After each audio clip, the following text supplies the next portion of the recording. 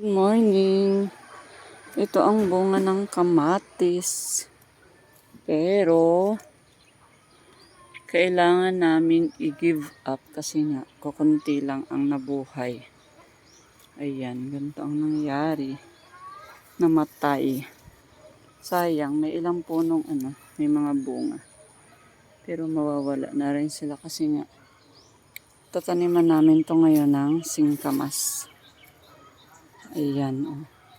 Ilang puno lang nabuhay. Ganito ang nangyari. Unti-unti silang namamatay. Ayan. Katulad din ng aking sili. Yan. Ito na meets yung mga tanim na kamatis. Walang natira halos. So, kita nyo. Wala na. Puros damo na lang to. Ayan Ito grabe lupa na lang May balag na sana kaya lang wala Ganun talaga. Talagang Ito may mga bunga pero wala na kasi kung ayan lang ang aantay na bunga ng kamatis. Wala na. Luging-lugi tayo sa area. Kaya yan. Kailangan na siyang sintensyahan at palitan ng ibang tanim. Siguro talagang hindi panahon ng kamatis ngayon, tag-ulan. Hindi tong kamatis na nabili ko. Hindi hiyang sa tag-ulan. Kasi may mga kamatis din na pwede sa tag-ulan. Kaya lang itong aking nabili is kung tag-init siguro ito. Kaya kailangan din pala nating pumili ng similya. Hindi lang tayo basta-basta bumibili ng similya natin. Kasi nga, mayroong hiyang sa tag-init at mayroong ding hiyang sa tag-ulan. Yan, so next time, yun ang aking gagawin, lesson learned. Kailangan din kasi nating matuto sa bawat pagkakamali. Yan Sayang din, may mga bunga pero hindi talaga maganda yung kanyang mga dahon. Parang katulad din sa nangyari dito sa aking mga sili. Ayan Ito, katulad nito, isang linya. Isang linya. Madamo lang, hindi ko pa nadamuhan kasi. Ayan tingnan mo dito.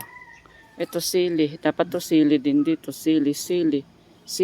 Pero anong nangyayari ito? Ganito, unti-unti siyang namamatay. Pero I think ito is nakasurvive yung sa ibabang part. Pero try lang natin. Tignan ko pa yan sa susunod. Ayan Ito, isang street ito ng mga sili pero wala.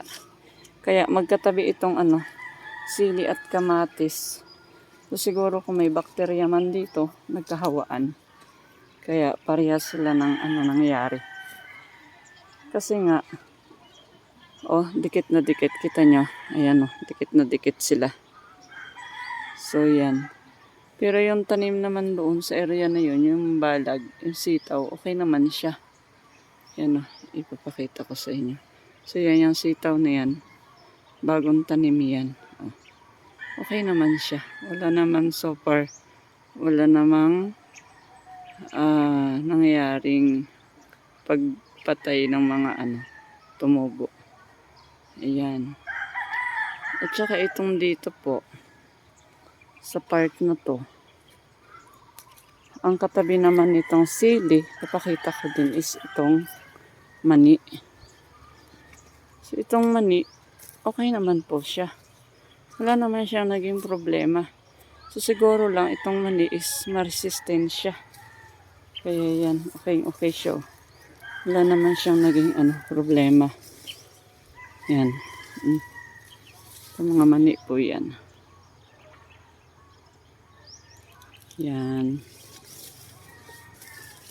And then, ang aking sunod sa mani is itong alugbati. Dito ako nagdadamo-damo ngayon. Ang aking gamit is pala.